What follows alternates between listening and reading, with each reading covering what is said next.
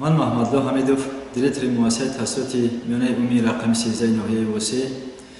ҳаминро гуфтаниям ки дар таърихи рӯзи 28 ноябри соли ҷорӣ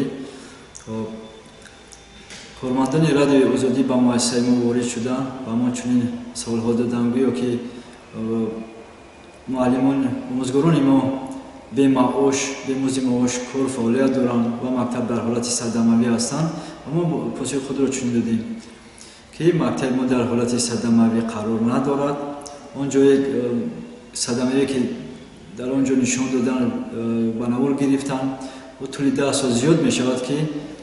аз ҳисоби МЧС ноҳия маҳкам кардагиам ки ба чимо тааллуқ надорад ва дар бораи мозди маоши кормандон ҳаминро гуфтани ҳастам ки муассисаи таълимии рақами 13 ноҳия ки ман дар он ҷо корфаъолият дорам сари вақт ба мозди маош пардохт мешаванд, ягон камодӣ нест. худи кормандони радио бо муаллимон ҳамсӯҳбат шуданд, рафта симхонаҳоро ба навор гирифтанд, идораи муаллимоне ки дар он ҷо омӯзгорон дарс гузаштанро кор фаъолият доштанд ба навор гирифтанд, пурсиш карданд аз омӯзгорон